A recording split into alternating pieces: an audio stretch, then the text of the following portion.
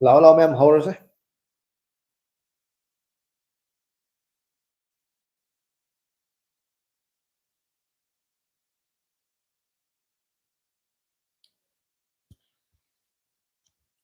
Mitrang Jess Naidriba Ampunamak. Good evening. Naitharase Naitharase Naitharase Mitang Thado Sana Sanga Triba Jess na Just Lak Triba Kang Dena. How would I go? Minute Amma Makai Padre. Age life say. Yang si kana lak no to ko. Na minute Amma ni le di dum lak pasing do mai makut tanggat na na change na. Masayok tung da like namaga chang ko mi ka so yam lay ko. Adum la adam ne o. Thado Sana la roi Harry Johnson. Yamba FB da wang amang jakipani kumbirak tres hindi tawraga hai. O Johnson ay do kasay kano gi do orangoni. iOS 26 ki update lakpagi matangi do orangoni. Ay do reply to gain tawro maganda ko. Dum tanda sa kita bu pharag ta na ai je. Han gidre horaw ya de ai Facebook kumba Instagram ba site yam kan active oi de ko edum online lay ba kot pa thingna rasuma do ai dum para pairaga laite ai yam tun pachang ma thopa yam nei ma yam kan active oi de do iOS 26 ki do madu update lakpudo hojik mayam loina ma no no device inda tawnare ado hang gumba lag oibagi problem khradi lay na dum tawi ado dum matam gi matung ina moi update pira ga dum phagini yamna keno ni hai tare yam minor oiba issue ni yam chauba kano problem natte adum Johnson gi do kano gi do iPad 10 generation hai gum tawi ai ning sing bata ko ado update adum la ga di tawthok piyo kasu akai ba leite Motorola G82 5G की screen sida green line chenglakle kai git oidino kamdong no fan ngada ge hai as G82 green lines sula agade mado service center gumba dam tang tana biro software gi update gumba bugs gumba laibadagi atopa G82 gi model paiba sing loina makta tawbra mi khara ayambada dum khara tawbra khotpra haibada moigi forum gumba dai moi community gumba laibani maduda habit changa ga yengbiu ko ado ai so thengnadri ai thengnarga di soidana kari haini ai so update pirake kari kamba kamai to ya ge da dum moi kari gumba software gumba gi issue dagi moina oi ki boram targa di moina dum semakani to kari gumba khoina phamjan ba de screen du nan chan ba gumba leidana ko thadaru ba gumba dum ba dagi to ki boi targa du de ko screen do sintok ba gi film da do mai lak tai hoi yamba nai ngasi to ra ge adu di si to tho ge manak nakpa kai no da chat pa yare hari manak nakpa ꯁꯦꯝꯐꯝꯗ ꯍꯥꯏꯗꯣꯏꯔꯥ ꯃꯥꯏ ꯀꯩꯅꯣꯁꯦ ꯀꯩꯅꯣꯁꯦ ꯌꯥꯝ ꯑꯔꯊ ꯂꯩ ꯀꯩꯅꯣ ꯃꯈꯜ ꯌꯥꯝꯃꯤ ꯃꯤꯇ꯭ꯔꯪꯒꯤ ꯋꯥꯔꯤ ꯀꯩꯅꯣ ꯈꯛꯇꯅ ꯌꯥꯗꯦꯀꯣ ꯀꯩꯅꯣ ꯃꯈꯜ ꯌꯥꯝ ꯌꯥꯝꯃꯤ ꯑꯗꯨꯝ ꯌꯥꯝ ꯍꯧꯖꯤꯛ ꯂꯥꯛꯑꯦ ꯖꯁꯇꯤꯟ ꯕꯤꯕꯔ ꯀꯨꯀꯤ ꯍꯥꯏꯁꯤꯅꯤ ꯅꯩꯔꯦ ꯃꯤꯡꯗꯤ ꯑꯩ ꯃꯤꯡꯁꯦ ꯇꯥꯕꯗ ꯋꯥꯟꯊꯒꯦ ꯇꯧꯏꯀꯣ ꯐꯖꯩ ꯃꯤꯡꯁꯦ ꯑꯗꯨꯝ ꯃꯌꯥꯝ ꯀꯩꯅꯣꯅꯤ ꯂꯥꯏꯐꯁꯤꯁꯨ ꯍꯧꯕꯇ ꯉꯥꯏꯔꯤ ꯃꯤꯅꯤꯠ ꯃꯉꯥꯕꯨꯗꯤ ꯐꯥꯗ꯭ꯔꯤ ꯁꯀ꯭ꯔꯤꯟꯗꯨꯗꯀꯣ ꯈꯨꯕꯤꯅ ꯑꯅꯤꯔꯛꯇꯪ ꯇꯛ ꯇꯛ ꯊꯦꯡꯖꯟꯕꯤꯕ ꯌꯥꯕ꯭ꯔꯥ ꯌꯦꯡꯉꯣ ꯑꯗꯨꯑꯣꯏꯗꯤ ꯀꯩꯅꯣꯃ ꯑꯩꯈꯣꯏꯒꯤ ꯁꯨꯃꯥꯏꯅ ꯈꯨꯕꯤ ꯊꯥꯡꯒꯠꯄ ꯑꯃ ꯂꯩꯕꯅꯦꯕ ꯑꯗꯨ ꯃꯁꯤꯡ ꯈꯔ ꯍꯦꯟꯒꯠꯀꯗꯧ ꯃꯥꯜꯂꯦ ꯑꯗꯨꯝ ꯁꯀ꯭ꯔꯤꯟꯗꯨꯗ ꯑꯅꯤꯔꯛꯇꯪ ꯇꯛ ꯇꯛ ꯊꯦꯡꯖꯟꯕꯤꯌꯣ ꯃꯌꯥꯝ ꯁꯨꯃꯥꯏꯅ ꯇꯛ ꯇꯛ ꯑꯅꯤꯔꯛꯇꯪ ꯑꯃ ꯊꯦꯡꯉꯦ ꯀꯅꯥꯅꯣꯝ ꯊꯦꯡꯉꯦ ꯃꯌꯥꯝ ꯑꯇꯩꯁꯨ ꯊꯦꯡꯖꯟꯕꯤꯔꯛꯑꯣ ꯑꯗꯨꯝ ꯑꯩꯈꯣꯏꯒꯤ ꯁꯨꯃꯥꯏꯅ ꯈꯨꯕꯤ ꯊꯥꯡꯒꯠꯄ ꯑꯃ ꯂꯩꯕꯅꯦꯕꯀꯣ ꯑꯗꯨ ꯃꯁꯤꯡ ꯌꯥꯝꯈꯠꯂꯛꯅꯕ ꯃꯣꯇꯣꯔꯣꯂꯥ ꯒ꯭ꯔꯤꯟ ꯂꯥꯏꯟ ꯏꯁꯨ ꯂꯩꯕꯅꯦ ꯀꯝꯄꯅꯤꯒꯤ ꯋꯥꯔꯦꯟꯇꯤ ꯂꯩꯇꯕꯅꯦ ꯄꯩꯁꯥ ꯀꯩ ꯍꯥꯏꯅꯣ ꯍꯪꯉꯛꯄꯅꯦ ꯍꯥꯏ ꯃꯥꯜꯂꯦ ꯁꯦꯝꯐꯝꯗ ꯍꯥꯏꯅꯤ ꯃꯤꯇ꯭ꯔꯪꯒꯤ ꯀꯩꯅꯣꯗ ꯍꯥꯏꯁꯦ ꯃꯣꯇꯣꯔꯣꯂꯥꯒꯤ ꯁꯥꯔꯚꯤꯁꯤꯡ ꯁꯦꯟꯇꯔꯁꯦ ꯃꯅꯤꯄꯨꯔꯗ ꯑꯣꯏꯅ ꯀꯥꯏꯗ ꯂꯩꯒꯦ ꯍꯥꯏ ꯑꯩꯗꯤ ꯈꯪꯗꯦꯀꯣ ꯑꯩꯗꯤ ꯀꯩꯅꯣ ꯇꯁꯦꯡꯅ ꯐꯣꯟ ꯀꯗꯥꯏꯗ ꯂꯩꯒꯦ ꯑꯝꯇ ꯈꯪꯗ꯭ꯔꯦ ꯑꯩ ꯃꯗꯨꯒꯤ ꯃꯇꯥꯡꯗꯣ ꯍꯟꯗꯛ ꯊꯤꯁꯨ ꯊꯤꯔꯨꯗ꯭ꯔꯦ ꯑꯗꯨꯒ ꯑꯩꯅ ꯌꯨꯝꯗ ꯂꯩꯇꯕꯒꯀꯣ ꯑꯩ ꯃꯗꯨ ꯌꯦꯡꯁꯜꯂꯨꯗꯕ ꯍꯥꯏꯇꯥꯔꯦ ꯃꯗꯨ ꯋꯥꯔꯧ ꯌꯥꯗꯦ ꯑꯗ ꯑꯩ ꯈꯪꯕ ꯂꯩꯔꯒꯗꯤ ꯁꯣꯏꯗꯅ ꯍꯥꯏꯔꯛꯀꯦ ꯑꯗꯣ ꯗꯕꯜ ꯇꯦꯞ ꯑꯣꯟ ꯁꯀ꯭ꯔꯤꯟ ꯍꯥꯏꯅ ꯃꯤꯇ꯭ꯔꯪꯅ ꯍꯥꯏꯌꯦ ꯂꯥꯏꯛ ꯇꯧꯈ꯭ꯔꯦ ꯍꯥꯏꯅ ꯀꯟꯅ ꯖꯣꯟꯁꯟꯅ ꯅꯣꯛꯏ ꯑꯗꯣ ꯃꯌꯥꯝꯁꯨꯅꯦ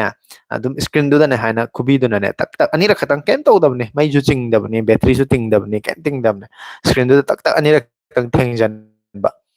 ꯃꯁꯤꯡ ꯑꯃ ꯇꯛꯂꯣ ꯍꯦꯟꯒꯠꯂꯛꯀꯅꯦꯕ ꯀꯩꯅꯣ ꯑꯗꯣ ꯑꯃ ꯍꯦꯟꯒꯠꯂꯦ ꯀꯅꯥꯅꯣꯝ ꯊꯦꯡꯖꯜꯂꯛꯑꯦ ꯑꯁꯤ ꯊꯦꯡꯖꯜꯂꯛꯄ ꯌꯥꯎꯔꯦ ꯁꯀ꯭ꯔꯤꯟꯗ ꯊꯦꯡꯖꯜꯂꯛꯄ ꯌꯥꯎꯔꯦ ꯑꯩ ꯑꯗꯨꯝ ꯈꯪꯉꯦ ꯍꯥꯏꯇꯥꯔꯦ ꯊꯦꯡꯖꯜꯂꯛꯇꯦꯁꯦ ꯑꯗꯣ ꯃꯌꯥꯝꯁꯨ ꯊꯦꯡꯖꯟꯕꯤꯔꯣ ꯌꯦꯡꯉꯤ ꯃꯌꯥꯝꯁꯦꯀꯣ ꯁꯀ꯭ꯔꯤꯟꯗ ꯑꯃꯁꯨ ꯊꯦꯡꯖꯜꯂꯛꯑꯦ ꯑꯗꯨ ꯊꯦꯡꯖꯜꯂꯛꯄꯗꯀꯣ ꯃꯁꯤꯡꯁꯦ ꯑꯃ ꯑꯗꯨꯝ ꯍꯦꯟꯒꯠꯂꯛ ꯑꯅꯤꯔꯛꯅꯤꯀꯣ ꯍꯥꯏꯁꯦ ꯑꯃꯨꯛ ꯈꯛꯇꯪ ꯅꯠꯇꯦ ꯑꯃꯨꯛ ꯈꯛꯇꯪ ꯑꯣꯏꯔꯗꯤ ꯌꯥꯗꯦ ꯑꯅꯤꯔꯛ ꯇꯛ ꯇꯛ ꯀꯩꯅꯣ ꯇꯛ ꯑꯅꯤꯔꯛ ꯊꯦꯡꯖꯟꯕ ꯑꯗꯨꯝ ꯃꯁꯤꯡ ꯑꯗꯨꯝ ꯌꯥꯝꯈꯠꯂꯛꯑꯅꯤ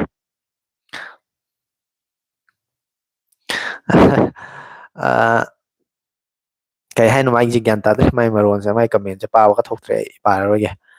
ꯑꯗꯩꯗꯤ ꯂꯥꯏꯁ꯭ꯔꯝ ꯃꯍꯦꯁꯀꯨꯝꯕꯅ ꯑꯩꯅꯦ ꯕ꯭ꯔꯣ ꯍꯥꯏꯔꯤ ꯑꯣ ꯉꯁꯥꯏ ꯁꯀ꯭ꯔꯤꯟꯗ ꯊꯦꯡꯅꯈꯤꯕꯗꯣ ꯑꯣ ꯑꯗꯨ ꯃꯇꯨꯡꯗꯁꯨ ꯑꯃꯅꯤ ꯊꯦꯡꯅꯈ꯭ꯔꯦ ꯃꯊꯪ ꯃꯊꯪ ꯍꯥꯏꯔꯛꯑꯗꯤ ꯐꯅꯤ ꯑꯩꯅꯦꯅ ꯑꯗꯨꯝ ꯈꯪꯉꯅꯤꯗꯅꯀꯣ ꯂꯞꯇ ꯅꯝꯃꯣ ꯍꯥꯏꯕ ꯅꯠꯇꯦ ꯐꯣꯟ ꯃꯃꯥꯏꯗ ꯑꯅꯤꯔꯛ ꯅꯝꯃꯣ ꯁꯛ ꯐꯖꯕꯤ ꯅꯨꯄꯤ ꯑꯃ ꯊꯣꯛꯄꯅꯦ ꯍꯥꯏꯔꯤ ꯃꯤꯇ꯭ꯔꯪꯅ ꯃꯥꯅꯦ ꯊꯣꯛꯄꯅꯦ ꯑꯅꯤꯔꯛꯇꯪ ꯇꯛ ꯇꯛ ꯅꯝꯕꯀꯣ ꯏꯁꯀ꯭ꯔꯤꯟꯗꯨꯗ ꯇꯛ ꯇꯛ ꯊꯦꯡꯖꯤꯟꯕ ꯑꯗꯨꯝ ꯌꯥꯔꯦ ꯁꯨꯔꯁ ꯅꯦꯍꯥ ꯁꯣ ꯍꯦꯜꯂꯣ ꯁꯨꯔꯁ ꯅꯦꯍꯥ ꯆꯥꯛ ꯆꯥꯕꯤꯔꯕ꯭ꯔꯣ ꯍꯥꯏ ꯆꯥꯔꯦ ꯆꯥꯛ ꯃꯤ ꯍꯨꯝꯗ꯭ꯔꯥ ꯌꯦꯡꯕꯗ ꯂꯥꯏꯔꯤꯛꯇꯤ ꯇꯔꯥ ꯁꯨꯗ꯭ꯔꯤ ꯍꯥꯏꯗꯤ ꯃꯥꯅꯦ ꯂꯥꯏꯔꯤꯛ 12 ꯈꯛꯇꯪ ꯂꯩ ꯍꯧꯖꯤꯛꯁꯦ ꯑꯗꯣ ꯃꯌꯥꯝ ꯑꯗꯨꯝ ꯑꯃꯃꯝꯇꯪ ꯅꯝꯁꯤꯜꯂꯗꯤ ꯃꯁꯤꯡ ꯃꯥꯟꯅ ꯑꯃꯁꯨ ꯍꯦꯟꯒꯠꯂꯛꯑꯦ ꯌꯥꯝ ꯅꯨꯡꯁꯤꯕꯤꯕ ꯃꯌꯥꯝꯅ ꯁꯨꯝ ꯃꯊꯪ ꯃꯊꯪ ꯅꯝꯁꯤꯜꯂꯛꯄꯗꯅꯤ ꯃꯁꯤꯡ ꯌꯥꯝꯗꯣꯏꯁꯦ ꯂꯞꯁꯥꯏꯟꯒꯁꯨ ꯄꯥꯏꯈꯠꯂꯛꯏꯌꯦ ꯃꯌꯥꯝꯅ ꯑꯗꯣꯝ ꯅꯥꯀꯟꯗꯩ ꯂꯝꯁꯤꯜꯂꯛꯄ ꯂꯞꯁꯥꯏꯟꯗꯣ ꯑꯩ ꯁ꯭ꯋꯥꯏꯗ ꯂꯣꯏ ꯄꯥꯏꯊꯣꯔꯛꯏꯅꯤꯀꯣ ꯇꯥꯅ ꯁ꯭ꯋꯥꯏꯗ ꯑꯩ ꯃꯃꯥꯡꯗ ꯇꯥ ꯂꯩ ꯑꯩ ꯈꯨꯟꯖꯟꯕ ꯋꯥꯔꯦ ꯈꯌꯥꯝ ꯇꯥꯅꯕ ꯈꯌꯥꯝ ꯅꯝꯁꯤꯟꯕꯤꯔꯛꯑꯣ ꯍꯥꯏꯇꯥꯔꯦ ꯑꯁ ꯂꯥꯛꯑꯦ ꯌꯥꯝ ꯂꯥꯛꯑꯦ ꯑꯗꯨꯗꯤ ꯑꯩ ꯈꯨꯟꯖꯜꯂꯒꯦ ꯍꯣꯔꯦꯟ ꯑꯗꯨꯒ ꯃꯣꯟ ꯃꯈꯥꯗꯔ ꯀꯩꯅꯣ ꯊꯝꯃ ꯃꯣꯟ ꯑꯣꯏꯅ ꯈꯥꯡꯉꯒꯦ ꯑꯩꯅ ꯊꯥꯔꯠ ꯁꯨꯕꯗ ꯅꯝꯈ꯭ꯔꯕꯅꯦ ꯍꯥꯏꯔꯤꯌꯦ ꯑꯣꯀꯦ ꯑꯗꯣ ꯑꯇꯩ ꯃꯌꯥꯝ ꯋꯥꯠꯂꯤ ꯌꯦꯡꯉꯤꯕ ꯃꯌꯥꯝꯁꯦ ꯃꯁꯤꯡ ꯌꯥꯝ ꯋꯥꯠꯂꯤ ꯒꯦꯝ ꯑꯣꯚꯔ ꯒꯦꯝ ꯑꯣꯚꯔ ꯑꯣꯏꯗ꯭ꯔꯤ ꯀꯗꯥꯏꯗꯒꯤ ꯍꯧꯕꯗ ꯉꯥꯏꯔꯤ ꯂꯥꯏꯞꯁꯤ ꯃꯤ ꯄꯨꯡ ꯑꯃ ꯍꯦꯟꯅ ꯊꯥꯗꯣꯏꯔꯤ ꯂꯥꯏꯞꯁꯤ ꯅꯪꯅ ꯒꯦꯝ ꯑꯣꯚꯔ ꯍꯥꯏꯖꯤꯜꯂꯛꯏ ꯖꯣꯟꯁꯟ ꯑꯗꯨ ꯐꯔꯛ ꯇꯥꯏꯀꯣ ꯃꯁꯤꯡ ꯌꯥꯝ ꯋꯥꯠꯂꯤ ꯀꯥꯏꯗꯩꯅꯣ ꯃꯤ 12ꯇ ꯁꯨꯔꯤ ꯍꯣꯁꯀꯤ ꯂꯥꯏꯕꯛꯇ ꯑꯅꯤꯔꯛ ꯍꯥꯏ ꯃꯥꯅꯦ ꯁꯤ ꯃꯄꯥꯁꯦ ꯑꯩꯒꯤ ꯁꯤ ꯂꯥꯏꯕꯛ ꯃꯄꯥꯁꯦ ꯁꯤꯗꯩꯁꯤꯗꯀꯣ ꯈꯨꯕꯤꯗꯨꯅ ꯇꯛꯇ ꯑꯅꯤꯔꯛꯇꯪ ꯊꯦꯡꯖꯜꯂꯛꯑꯣ ꯑꯗꯨꯝ ꯌꯥꯔꯗꯝꯅꯤ ꯏꯌꯥꯝꯕ ꯔꯦꯕꯦꯀꯥ ꯑꯝꯇ ꯀꯧꯊꯣꯛꯄꯤꯔꯛꯑꯣ ꯍꯥꯏ ꯃꯗꯨ ꯑꯩ ꯀꯧꯊꯣꯛꯄ ꯉꯝꯕꯒꯤ ꯁꯛꯇꯤ ꯂꯩꯇꯦ ꯃꯗꯨ ꯑꯩꯉꯣꯟꯗ ꯃꯌꯥꯝ ꯑꯗꯨꯝ ꯂꯥꯛꯆꯅꯤꯀꯣ ꯉꯥꯏꯁꯤ ꯉꯥꯏꯍꯥꯛ ꯍꯧꯕꯇꯁꯨ ꯉꯥꯏꯔꯤꯗꯅꯀꯣ ꯉꯜꯂꯤꯅ ꯇꯧꯔꯤꯅꯦ ꯆꯥꯛ ꯏꯁꯤꯡ ꯆꯥꯅꯕ ꯃꯇꯝ ꯑꯣꯏꯔꯝꯈꯤꯕꯁꯨ ꯌꯥꯏ ꯕ꯭ꯔꯣ ꯁꯥꯎꯃꯤ 14 ꯁꯤꯕꯤꯛꯁꯤ ꯂꯩꯕꯗ ꯈꯤꯇꯪ ꯂꯤꯔꯒꯗ꯭ꯔꯕ ꯑꯗꯨꯕꯨ ꯄꯥꯏꯕ ꯌꯥꯕ ꯐꯣꯟ ꯑꯣꯏꯗꯣꯏꯔꯥ ꯍꯥꯏ ꯍꯣꯏ ꯑꯗꯨꯝ ꯈꯤꯇꯪ ꯆꯍꯤ ꯑꯃ ꯑꯅꯤꯃꯨꯛꯀꯗꯤ ꯐꯥꯔ ꯃꯥꯜꯂꯦꯀꯣ ꯃꯥꯁꯦ ꯂꯣꯟꯆ ꯇꯧꯈꯤꯕ ꯄꯥꯏꯕꯕꯨꯗꯤ ꯌꯥꯕ ꯑꯗꯨꯝ ꯐꯣꯟ ꯑꯣꯏꯗ ꯑꯗꯣ ꯀꯔꯤ ꯍꯥꯏꯅꯤ ꯃꯃꯜꯗꯣ ꯌꯥꯝꯅ ꯂꯨꯄꯥ 50,000 ꯃꯊꯛꯇꯒ ꯂꯥꯜꯂꯗꯤ ꯑꯩꯗꯤ ꯃꯗꯨꯗꯤ ꯂꯩꯗꯕꯅ ꯐꯗꯧ ꯃꯥꯜꯂꯦꯗ ꯑꯅꯧꯕ ꯍꯧꯖꯤꯛꯀꯤ ꯃꯇꯝꯗ ꯊꯣꯛꯂꯛꯏꯕꯀꯣ ꯑꯐ ꯑꯐꯕ ꯑꯗꯨꯝꯕ ꯂꯩꯕꯅ ꯍꯦꯟꯅ ꯐꯗꯧ ꯃꯥꯜꯂꯦ ꯃꯍꯦꯁ ꯀꯨꯃꯥꯔ ꯑꯕꯨꯖꯝꯅ ꯅꯣꯛꯐꯗꯦ ꯇꯧꯁꯤꯗ ꯍꯥꯏꯌꯦ ꯌꯥꯏꯌꯦ ꯇꯧꯁꯤ ꯀꯔꯤ ꯃꯇꯥꯡ ꯇꯧꯁꯤꯒꯦ ꯍꯦꯛꯇ ꯃꯌꯥꯝꯅ ꯍꯧꯖꯜꯂꯛꯑꯣ ꯑꯩꯁꯨ ꯁꯨꯝ ꯄꯥꯎꯈꯨꯝ ꯑꯗꯨꯝ ꯄꯤꯔꯛꯀꯅꯤꯀꯣ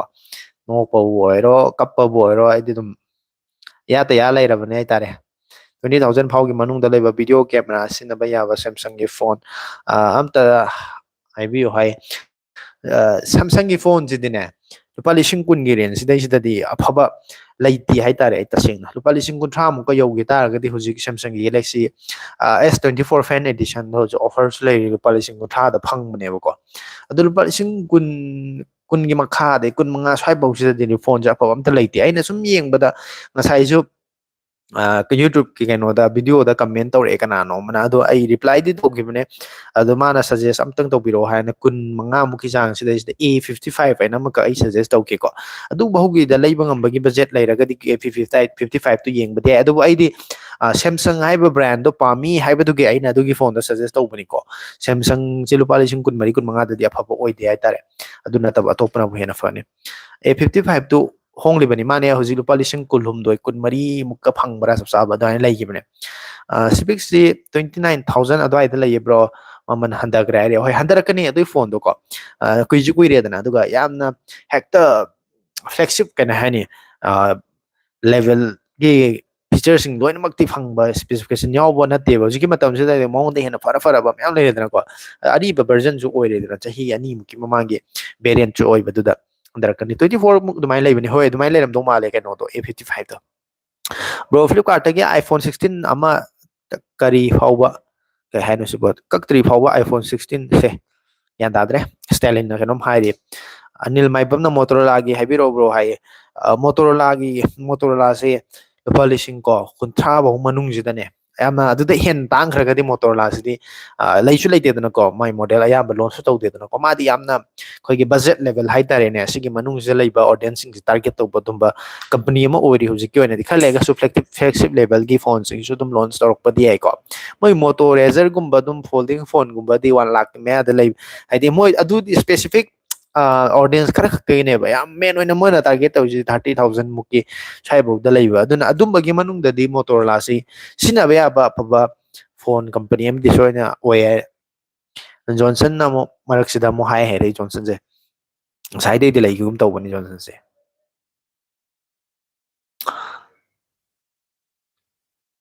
16 ꯑꯃ ꯀꯔꯤ ꯐꯕ꯭ꯔꯣ iPhone 16 ꯁꯦ ꯍꯥꯏꯔꯤ ꯒ꯭ꯌꯥꯟ ꯇꯥꯗꯦ ꯉꯁꯥꯏꯒꯤ ꯁ꯭ꯇꯥꯏꯂꯦꯟꯒꯤꯗꯣ ꯀꯃꯦꯟꯗꯣ ꯐꯖꯅ ꯏꯕꯤꯔꯛꯑꯣ ꯁ꯭ꯇꯥꯏꯂꯦꯟ ꯑꯩ ꯀꯃꯦꯟꯗꯣ ꯐꯖꯅ ꯃꯄꯨꯡ ꯐꯥꯅ ꯍꯪꯉꯤꯕ ꯋꯥꯍꯪꯗꯣ ꯃꯄꯨꯡ ꯐꯥꯅ ꯈꯪꯉꯒꯅꯤꯀꯣ ꯄꯥꯎꯈꯨꯝ ꯄꯤꯕ ꯉꯝꯗꯣꯏꯁꯦ ꯑꯩꯈꯣꯏ ꯑꯦꯛꯖꯥꯝꯗ ꯑꯩꯈꯣꯏꯅ ꯑꯉꯥꯡꯁꯤꯡꯗ ꯁ꯭ꯀꯨꯜꯗꯒ ꯂꯥꯏꯔꯤꯛ ꯇꯥꯛꯄꯗ ꯍꯥꯏꯕꯗꯣ ꯑꯩꯈꯣꯏꯒꯤ ꯑꯦꯛꯖꯥꯝꯁꯤ ꯑꯩꯈꯣꯏꯅ ꯍꯦꯛꯇ ꯀꯣꯏꯁꯟꯁꯤ ꯎꯔꯦ ꯍꯥꯏꯅ ꯍꯦꯛꯇ ꯑꯟꯁꯔꯁꯦ ꯍꯦꯛꯇ ꯏꯒꯅꯨ ꯍꯥꯏꯅ ꯍꯥꯏꯕꯗꯣ ꯀꯣꯏꯁꯟꯁꯤꯅ ꯍꯪꯅꯤꯡꯂꯤꯕꯁꯤ ꯀꯔꯤꯅꯣ ꯍꯥꯏꯅ ꯍꯥꯟꯅ ꯈꯪꯅꯕ ꯀꯣꯏꯁꯟꯁꯦ ꯍꯥꯟꯅ ꯃꯨꯟꯅ ꯄꯥꯎ ꯍꯥꯏꯅꯦꯕꯀꯣ ꯑꯗꯨꯅ ꯁ꯭ꯇꯥꯏꯂꯦꯟꯒꯤ ꯀꯣꯏꯁꯟꯗꯣ ꯍꯥꯟꯅ ꯐꯖꯅ ꯑꯝꯇ ꯈꯪꯍꯟꯕꯤꯔꯛꯑꯣ ꯑꯗꯨꯒ iPhone 16 ꯑꯃ ꯀꯛꯑꯦ ꯐ꯭ꯂꯤꯞꯀꯥꯔꯠꯇꯒꯤ ꯑꯗꯨ iPhone 16 ꯁꯦ ꯐꯕ꯭ꯔꯣ ꯍꯥꯏꯌꯦ ꯑꯣꯀꯦ iPhone 16 ꯐꯩ ꯍꯧꯖꯤꯛꯀꯤ ꯃꯇꯝꯁꯤꯗꯗꯤ ꯌꯥꯝ ꯐꯔꯤꯕ ꯐꯣꯟ ꯑꯃ ꯑꯣꯏ ꯍꯥꯏꯇꯥꯔꯦ ꯂꯨꯄꯥ 50,000ꯃꯨꯛꯀꯤ ꯔꯦꯟꯖꯁꯤꯗꯩꯁꯤꯗ ꯍꯧꯖꯤꯛꯀꯤ ꯃꯇꯝꯁꯤꯗ ꯑꯩꯗꯤ ꯂꯩꯕ ꯌꯥꯕ ꯈ꯭ꯋꯥꯏꯗꯒꯤ ꯐꯕ ꯐꯣꯟꯅꯤꯕꯨ ꯍꯥꯏꯅꯤꯡꯉꯤ ꯍꯥꯏꯇꯥꯔꯦ ꯏꯌꯥꯝꯕ iPad 10 ꯖꯦꯅꯦꯔꯦꯁꯟꯒꯤ ꯑꯞꯗꯦꯠꯀꯤ ꯇꯧꯔꯒꯦꯀꯣ ꯁꯀ꯭ꯔꯤꯟ ꯄ꯭ꯔꯣꯕ꯭ꯂꯦꯝꯒꯨꯝꯕ ꯂꯥꯛꯀꯗ꯭ꯔꯥ ꯑꯃꯨꯛ ꯄꯥꯈꯠꯇꯅ ꯑꯩꯁꯦ ꯑꯗꯨꯒꯤꯅꯦ ꯑꯌꯥꯝꯕꯅ ꯍꯟꯖꯤꯟ ꯍꯟꯖꯤꯟ ꯍꯪꯉꯤꯁꯦ ꯍꯧꯔꯧꯕ ꯌꯥꯗꯦ ꯍꯥꯏ ꯁꯀ꯭ꯔꯤꯟ ꯄ꯭ꯔꯣꯕ꯭ꯂꯦꯝꯒꯨꯝꯕꯒꯗꯤ ꯂꯥꯛꯑꯣꯏ ꯂꯥꯛꯄꯒꯤ ꯋꯥꯔꯤꯗꯤ ꯂꯩꯇꯦ ꯇꯥꯗꯦꯀꯣ ꯑꯗꯣ ꯉꯁꯥꯏꯒꯤ ꯀꯤꯕꯒꯤ ꯋꯥꯗꯨꯗꯤ ꯀꯤꯐꯝꯁꯨ ꯊꯣꯛꯏ ꯑꯗꯨꯒ ꯀꯤꯗꯅ ꯑꯗꯨꯝ ꯂꯩꯔꯒꯗꯤ ꯁꯝꯅ ꯍꯥꯏꯔꯀꯥꯟꯗ ꯃꯉꯥꯛꯅꯅꯤ ꯀꯤꯔꯒꯗꯤ ꯑꯩꯈꯣꯏ ꯇꯨꯝꯗ꯭ꯔꯁꯨ ꯌꯥꯔꯦ ꯍꯥꯏ ꯇꯨꯝꯅꯔꯔꯣꯏ ꯀꯅꯥꯝꯇ ꯍꯥꯏꯕꯗꯣ ꯑꯗꯨꯒꯤ ꯐꯤꯕꯝ ꯇꯥꯔꯦ ꯑꯗꯨꯅ ꯑꯩꯈꯣꯏꯒꯤ ꯑꯦꯂꯦꯛꯇ꯭ꯔꯣꯅꯤꯛꯀꯤ ꯒꯦꯖꯦꯠꯁꯤꯗꯤ ꯀꯔꯤ ꯍꯧꯖꯤꯛ ꯄꯥꯏꯔꯝꯕ ꯐꯣꯟꯁꯦ ꯍꯣꯔꯦꯟ ꯉꯥꯏꯍꯥꯛ ꯂꯩꯔꯒ ꯀꯔꯤ ꯑꯣꯏꯔꯛꯀꯅꯤ ꯀꯅꯥꯁꯨ ꯇꯝꯕ ꯉꯝꯄꯣꯠꯇꯦꯗꯅꯀꯣ ꯑꯗꯨ ꯑꯌꯥꯝꯕꯅꯗꯤ ꯀꯩꯁꯨ ꯊꯣꯛꯇꯕꯅꯤ ꯀꯩꯁꯨ ꯄꯥꯈꯠꯅꯤꯡꯉꯥꯏ ꯂꯩꯇꯦ ꯍꯥꯏꯇꯥꯔꯦ ꯄꯣꯀꯣ M7 Pro ꯀꯃꯥꯏꯅ ꯇꯧꯒꯦ ꯍꯥꯏ ꯄꯣꯀꯣ M7 Proꯗꯨꯗꯤ ꯂꯨꯄꯥ ꯂꯤꯁꯤꯡ ꯀꯌꯥꯕꯨ ꯄꯤꯔꯤꯒꯦ ꯀꯥꯎꯈ꯭ꯔꯦ ꯑꯩꯅ ꯍꯟꯗꯛꯀꯤ ꯀꯩꯅꯣ ꯃꯅꯨꯡꯁꯤꯗ ꯌꯦꯡꯕꯗꯗꯤ ꯌꯥꯎꯗꯦ ꯂꯤꯁꯤꯡ 15,000 ꯃꯅꯨꯡꯗꯒꯗꯤ ꯂꯩꯔꯝꯗꯧ ꯃꯥꯜꯂꯦ ꯑꯗꯨꯏ ꯐꯣꯟꯗꯨꯗꯤ ꯑꯦꯟꯗ꯭ꯔꯣꯏꯗ ꯇꯦꯕ꯭ꯂꯦꯠꯁꯤ ꯄ꯭ꯔꯥꯏꯁ ꯀꯌꯥꯃꯨꯛꯇꯒꯤ ꯁꯤꯖꯤꯟꯅꯕ ꯌꯥꯒꯦ ꯑꯍꯣꯡꯕꯗ ꯍꯥꯏ ꯁꯤꯖꯤꯟꯅꯒꯗꯧꯔꯤꯕ ꯊꯕꯛꯇꯨꯒꯤ ꯃꯈꯥ ꯌꯥꯝ ꯄꯣꯜꯂꯦ ꯋꯥꯡꯂꯦꯟ ꯑꯩꯅ ꯁꯤꯖꯤꯟꯅꯒꯗꯧꯔꯤꯕ ꯊꯕꯛꯇꯨ ꯁꯝꯅ ꯍꯥꯏꯔꯀꯥꯟꯗ ꯚꯤꯗꯤꯑꯣ ꯏꯗꯤꯇꯤꯡꯒ ꯇꯧꯗꯣꯔꯤꯅꯤ ꯍꯥꯏꯇꯥꯔꯒꯗꯤ ꯑꯩꯗꯤ ꯑꯇꯥꯡꯕ ꯑꯦꯛꯖꯥꯝꯄꯜꯅꯤꯀꯣ ꯃꯃꯜ ꯇꯥꯡꯅ ꯐꯩ ꯅꯠꯇꯕ ꯑꯗꯨꯒ ꯆꯥꯟꯅꯒꯗꯕ ꯂꯨꯄꯥ ꯂꯤꯁꯤꯡ 50-60ꯒꯤ ꯃꯊꯛꯇ ꯂꯩꯕ ꯑꯐꯕ ꯊꯤꯔꯛꯑꯅꯦꯕꯀꯣ ꯑꯗꯣ ꯑꯩꯅ ꯇꯧꯗꯣꯏꯁꯦ ꯁꯨꯝꯗꯒꯤ ꯚꯤꯗꯤꯑꯣꯒꯨꯝꯕ ꯌꯦꯡꯕ ꯑꯗꯨꯝ ꯀꯔꯤ ꯍꯥꯏꯅꯤ ꯅꯣꯔꯃꯦꯜ ꯇꯥꯛꯁꯀꯨꯝꯕ ꯃꯆꯥ ꯃꯁꯨ ꯇꯧꯕ ꯑꯣꯏꯇꯥꯔꯗꯤ ꯍꯧꯖꯤꯛꯀꯤ ꯃꯇꯝꯗ ꯂꯨꯄꯥ ꯂꯤꯁꯤꯡ 10-15 ꯁ꯭ꯋꯥꯏꯋꯥꯏꯗ ꯑꯩꯈꯣꯏꯒꯤ OnePlus Go ꯂꯩꯗꯅꯀꯣ ꯑꯗꯨꯒꯨꯝꯕꯁꯨ ꯑꯗꯨꯝ ꯁꯤꯖꯤꯟꯅꯕ ꯌꯥꯔꯦ ꯑꯗꯨꯅ ꯑꯩꯒꯤ ꯁꯤꯖꯤꯟꯅꯒꯗꯧꯔꯤꯕ ꯑꯩꯒꯤ ꯌꯨꯁ ꯇꯧꯒꯗꯧꯔꯤꯕ ꯑꯩꯅ ꯇꯧꯒꯗꯧꯔꯤꯕ ꯑꯗꯨꯒꯤ ꯃꯈꯥ ꯌꯥꯝ ꯄꯣꯜꯂꯦ ꯍꯥꯏꯇꯥꯔꯦ ꯃꯥꯒꯤ ꯁꯤꯖꯤꯟꯅꯐꯝꯒꯤ ꯃꯈꯥ ꯌꯥꯝ ꯄꯣꯜꯂꯦ ꯑꯗꯨꯗꯤ ꯃꯌꯥꯝꯁꯦ ꯂꯥꯏꯛ ꯅꯝꯁꯤꯟꯕ ꯈꯔ ꯋꯥꯠꯂꯦ ꯂꯥꯏꯛ ꯃꯁꯤꯡ ꯌꯥꯝ ꯂꯤꯛꯑꯦ ꯂꯦꯅꯣꯚꯣꯒꯤ ꯇꯦꯞꯁꯤꯡꯁꯦ ꯑꯣꯟꯂꯥꯏꯟ ꯀ꯭ꯂꯥꯁ ꯀꯩꯀꯥꯒꯤ ꯑꯗꯨꯝꯁꯨ ꯌꯨꯁ ꯌꯥꯒꯗ꯭ꯔꯥ ꯍꯦꯚꯤ ꯌꯨꯖꯦꯁꯇꯤ ꯅꯠꯇꯕꯗ ꯑꯗꯨꯝ ꯌꯥꯅꯤ ꯑꯣꯟꯂꯥꯏꯟ ꯀ꯭ꯂꯥꯁꯀꯨꯝꯕꯒꯤꯗꯤ ꯌꯥꯝ ꯐꯖꯅ ꯁꯤꯖꯤꯟꯅꯕ ꯌꯥꯅꯤ ꯍꯣꯂꯤꯟ ꯈꯣꯏꯔꯛꯄꯝꯅ Infinix GT30 5G Plus ꯁꯤ ꯅꯨꯡꯉꯥꯏꯕ꯭ꯔꯣ ꯌꯥꯝꯕ ꯍꯥꯏꯌꯦ ꯐꯣꯟꯒꯤꯗꯤ ꯁꯤꯖꯤꯟꯅꯕ ꯅꯨꯡꯉꯥꯏꯅꯤ ꯒꯦꯝꯒꯨꯝꯕ ꯁꯥꯟꯅꯕ ꯈꯣꯠꯅꯕꯒꯤꯀꯣ ꯑꯗꯨꯝ ꯅꯨꯡꯉꯥꯏꯅꯤ ꯐꯖꯅꯁꯨ ꯀꯝꯄꯅꯤꯅꯁꯨ ꯀꯩ ꯍꯥꯏꯅꯤ ꯃꯥꯔꯀꯦꯇꯤꯡꯗꯁꯨ ꯌꯥꯝ ꯐꯖꯅ ꯇꯧꯔꯤꯕ ꯑꯩꯈꯣꯏꯒꯤ ꯃꯣꯗꯦꯜ ꯑꯃꯈꯛꯇꯤ ꯑꯣꯏ ꯑꯗꯨ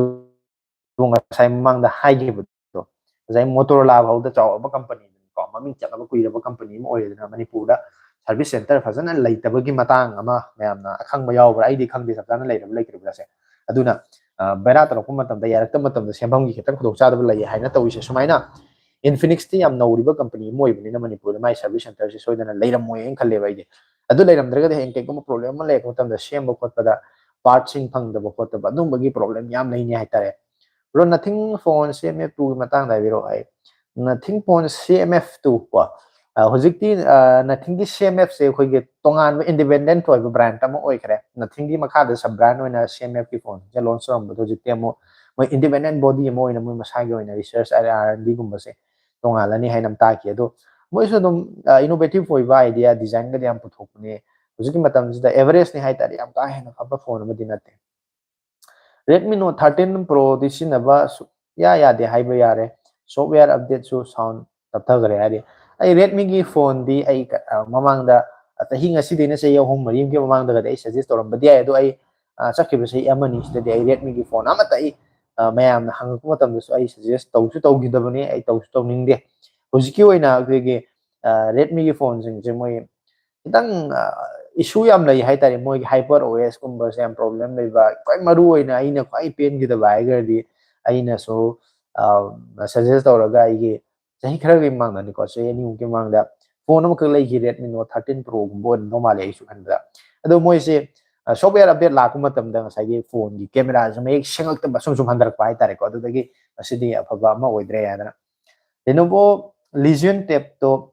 ꯂꯧꯋꯣ ꯍꯧꯖꯤꯛ ꯑꯣꯐꯔꯗ 25K ꯑꯟꯗꯔ ꯂꯩꯕꯅꯤ ꯍꯥꯏꯌꯦ ꯖꯦꯁꯅ ꯃꯤꯇ꯭ꯔꯪꯅ on hairem thoksom baby had the malake no bro Samsung S23 Ultra ya iPhone 13 Pro 23 Ultra do no mo hena pa no mali ko iPhone 13 Pro mo oyagadi ado apamba adongi shagi design pamjuba brand ni nungai bro udana kuire haire yang kuire ko aina su kanam to ude comment tore me am to di ubana de do thengna sida mingje pare ko dum ai su mingjing ni do monica nungai ri hai tai du udo di kuiramani aina di sungu bu udre me am samta agiyo su mai bani monica sak sabi sar bro na hangi jesna sar bro pa komam to kumbi bro jesna so di me ko जीवन नहाकों का नाम है रे 2025 की Samsung रोय लुपा लिसिंग कुंथ्राई मनुंग दले बा हाइता ले हुजिक अमा फंगिदो S24 फैन एडिशन फंगिदो मा लुपा लिसिंग कुंथ्राई मनु सैमसंग ये याम बेस्ट हाइता रे बेस्ट फोन हाइता रे साउंड हाइरी कइनो ज्ञान ताद्रे साउंड ताद्रे हाइरा वन प्लस की द बजट फ्रेंडली ओइबा फोन से करम्बा न ओइनि रोय बजट फ्रेंडली ओइबा फोन हाइता ग CE5 लुपा लिसिंग कुन मंगा की पोगी मनुंग दा लेरे अदुदे मु कुंथ्रा लांगत क्रे दे दे याम बस तांग हाइता रे अदो मोनी वेलकम माइना हारी मित्रंग न को जॉनसन याम्बा अदुदा कई थबक की लेरिनो हाई आई जे केनो नि प्राइवेट की कंपनी यमदा थबक मचा अमक तौर लेरिनि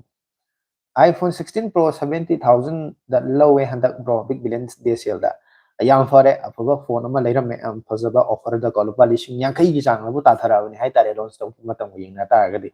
ado ai gi link te changa leiram ma am fa daw ni lai di leiram moi ai khang ai gi link te kara changa lai biram ma di ang da su commission lupa manga ta su phang lo ba ani bro iPhone se hojikan di duplicate original yam thokle matau karamna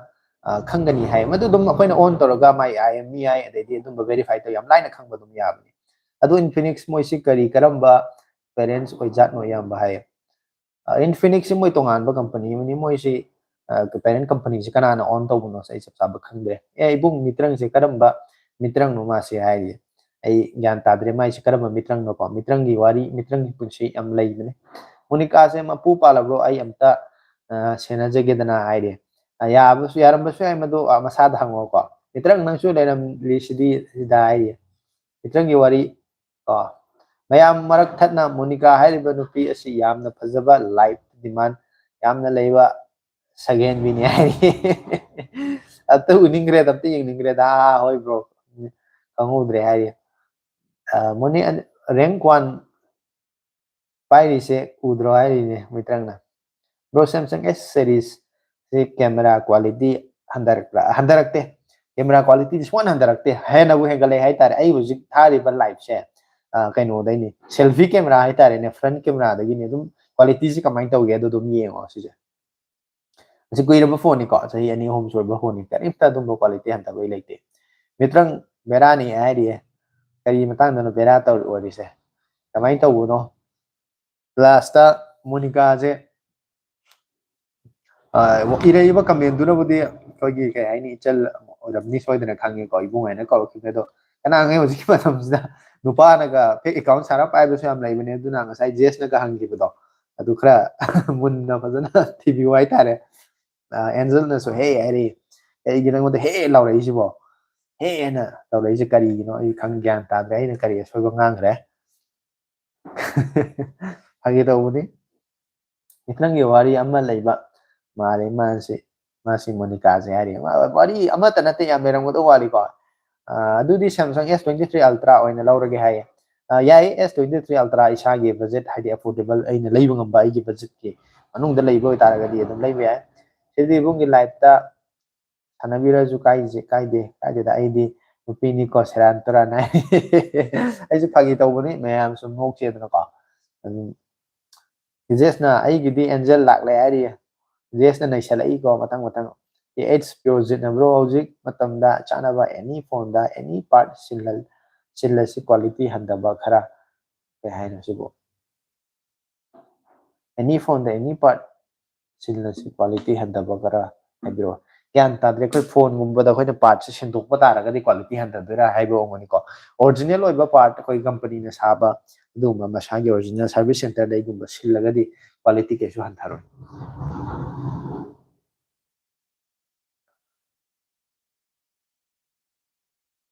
ꯀꯩ ꯂꯝꯒꯤꯅꯣ ꯗꯥꯖꯤꯕꯤ ꯍꯥꯏꯔꯤ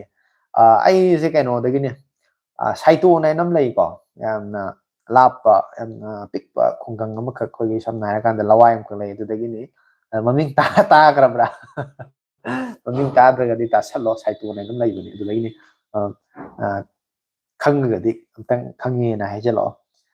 ꯑꯀꯥꯏꯕ ꯂꯩꯇꯦ ꯃꯇꯝ ꯃꯇꯝꯒꯤꯅꯤ ꯍꯦꯛ ꯍꯥꯏꯖꯟꯕꯨ ꯍꯥꯏꯔꯦ ꯍꯣꯏ ꯕꯥꯇꯣꯟ ꯊꯥꯕ ꯆꯠꯂꯒ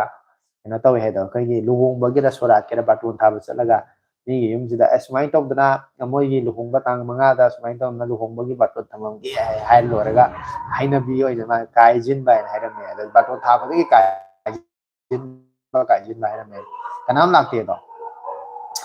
ꯃꯣꯅꯤ ꯇꯦꯛ ꯀꯦꯌꯔ ꯇꯠꯈ꯭ꯔꯦ ꯍꯥꯏꯌꯦ ꯕ꯭ꯔꯣ ꯒꯨꯒꯜ ꯄꯤꯛꯁꯦꯜ ꯃꯣꯕꯥꯏꯜꯁꯤ ꯕꯣꯗꯤꯗꯤ ꯑꯗꯨꯝ ꯄꯤꯛꯄ ꯑꯣꯏꯕ꯭ꯔꯥ ꯀꯃꯥꯏꯅ ꯇꯧꯒꯦ ꯍꯥꯏ ꯃꯣꯏꯗꯤ ꯌꯥꯝꯅ ꯍꯣꯏ ꯏꯁꯀ꯭ꯔꯤꯟꯗꯤ ꯌꯥꯝ ꯆꯥꯎꯗꯕꯅꯦ ꯃꯅꯤꯡꯁꯤꯗ ꯑꯩꯈꯣꯏꯒꯤ ꯍꯨꯏ ꯈꯔ ꯏꯁꯇ꯭ꯔꯤꯠ ꯗꯣꯛ ꯃꯌꯥꯝ ꯑꯃ ꯈꯣꯡꯉꯤꯁꯦ ꯃꯈꯣꯟꯁꯦ ꯇꯥꯅꯤꯡꯗ꯭ꯔꯦ ꯊꯣꯡꯅꯥꯎ ꯂꯣꯟꯁꯤꯟꯒꯦ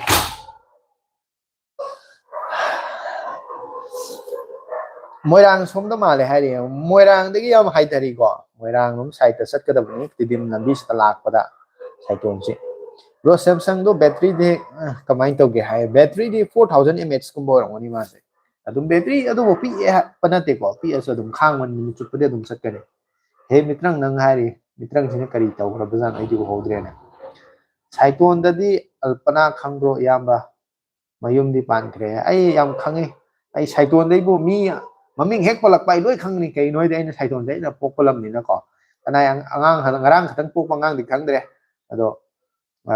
ꯑꯌꯥꯝꯕꯅꯗꯤꯀꯣ ꯂꯣꯏ ꯈꯪꯅꯤ ꯑꯩ ꯈꯪꯉꯤ ꯍꯥꯏꯇꯥꯔꯦ ꯃꯤꯠ ꯎꯏꯁꯟꯕꯗ ꯀꯅꯥ ꯌꯦꯅꯈꯥꯗ ꯀꯔꯤ ꯄꯥꯝꯕꯤ ꯍꯧꯋꯤꯕꯨ ꯈꯪꯉꯤꯅꯣ ꯀꯩꯅꯣ ꯈꯪꯕꯩ ꯋꯥꯗꯤ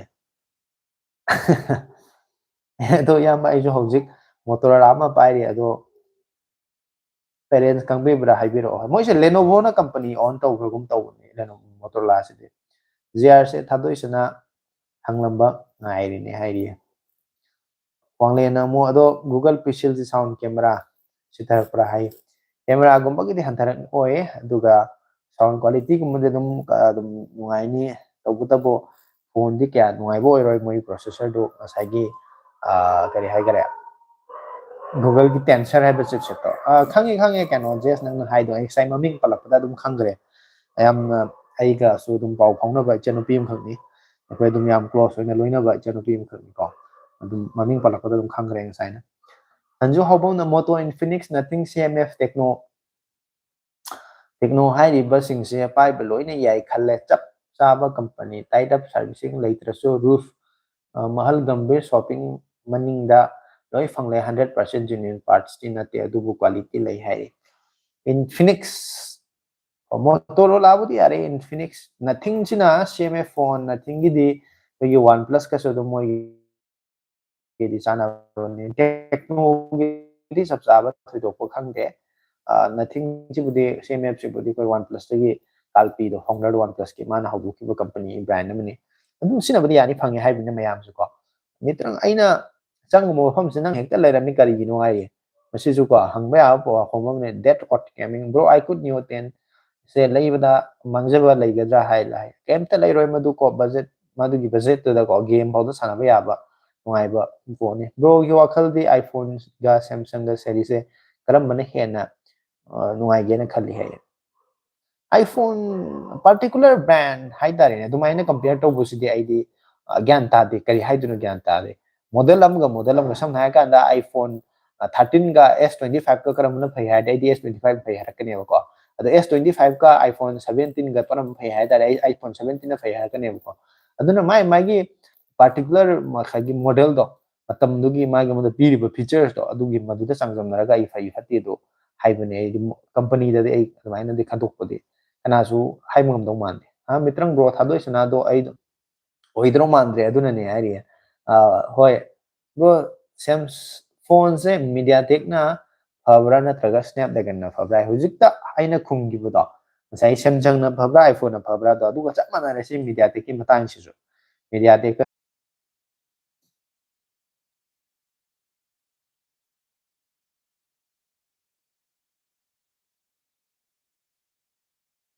ꯗꯥꯏꯃꯦꯟꯁꯤꯇꯤ ꯑꯣꯏꯕ ꯐꯣꯟꯁꯤꯡꯁꯦ ꯀꯨꯏꯔꯛꯂꯒ ꯀꯥꯟꯗ ꯅꯨꯡꯉꯥꯏꯇꯦ ꯍꯥꯏꯅꯩ ꯁꯤꯕꯨ ꯆꯨꯝꯖꯥꯠꯂꯣ ꯍꯥꯏ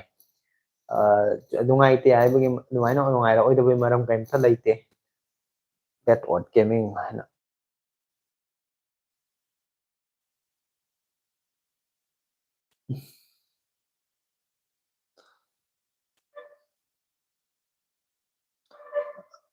ꯃꯌꯥꯝ ꯅꯦꯠꯋꯥꯛ ꯌꯥꯔꯕ꯭ꯔꯥ ꯀꯩꯅꯣꯝꯇ ꯍꯥꯏꯕꯤꯌꯨ ꯗꯥꯏꯃꯦꯟꯁꯤꯇꯤ ꯅꯠꯇꯦ ꯂꯥꯁꯇ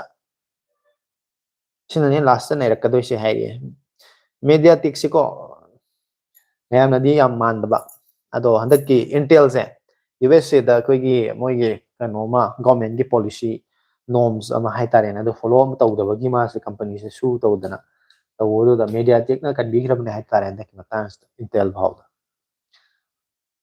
ꯅꯩꯔꯛꯀꯅꯤ ꯈꯔ ꯃꯦꯗꯤꯌꯥꯇꯦꯛ ꯈꯔ ꯇꯧꯔꯛꯈꯤꯅꯤ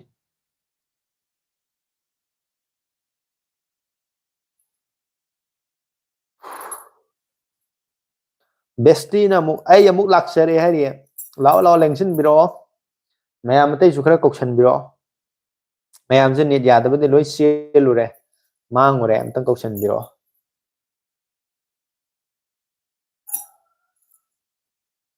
ꯍꯜꯂꯣ ꯕꯦꯁꯇꯤ ꯍꯥꯏꯅ ꯖꯦꯁꯅ ꯖꯦꯁ ꯖꯨꯅꯤꯌꯔ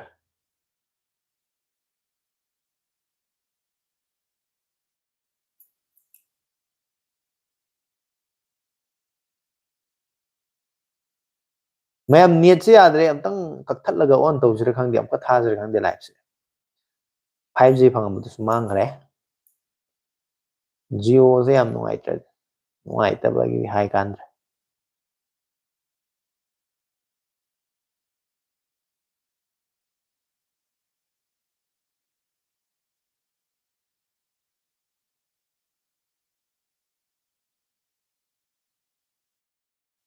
ꯅꯦꯠ ꯌꯥꯔꯦ ꯀꯩꯝ ꯇꯧꯗ꯭ꯔꯦꯕ ꯑꯣꯀꯦ ꯌꯥꯝ ꯐꯔꯦ ꯑꯗꯨꯗꯤ ꯑꯗꯨꯕꯨ ꯑꯩ ꯃꯤ ꯃꯁꯤꯡꯗꯤ ꯌꯥꯝ ꯍꯧꯖꯤꯛꯄꯨꯗꯤ ꯌꯥꯔꯦ ꯑꯣꯀꯦ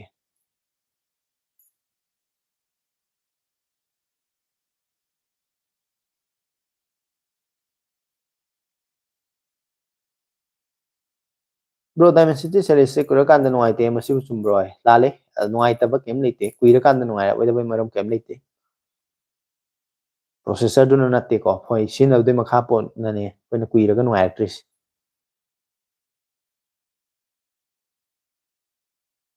ꯗꯦꯠ ꯑꯣꯠ ꯆꯨꯝꯗꯦ ꯆꯨꯝꯗꯦ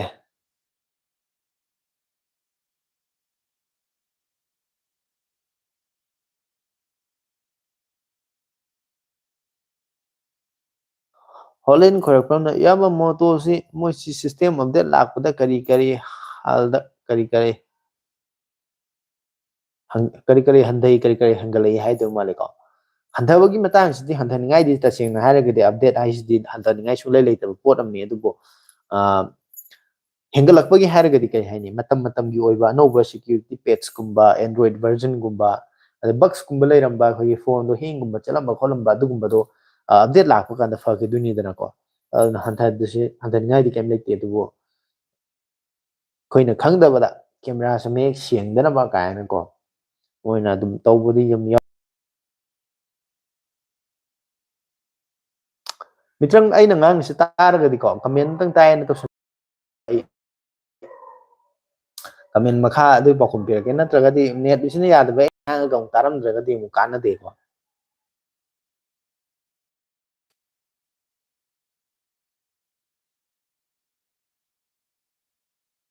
ꯑꯣꯀꯦ ꯁꯦꯝꯁꯪꯗꯣ ꯂꯧꯗꯣꯔꯤꯕ ꯃꯤꯗꯣ ꯑꯩꯅ ꯀꯅꯥꯗꯩ ꯂꯧꯗꯣꯏꯅꯣ ꯑꯩ ꯂꯧꯗꯣꯏ ꯃꯐꯝꯗꯣ ꯑꯗꯨꯒꯤ ꯃꯈꯥ ꯌꯥꯝ ꯄꯣꯜꯂꯤꯀꯣ ꯃꯌꯦꯛ ꯁꯦꯡꯕ ꯖꯤꯅ꯭ꯌꯨꯟ ꯑꯣꯏꯕ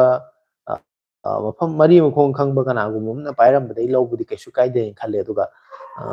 ꯍꯧꯖꯤꯛꯀꯥꯟ ꯑꯦꯟꯗ꯭ꯔꯣꯏꯗꯇꯗꯤ ꯀꯌꯥ ꯊꯣꯏꯅꯁꯨ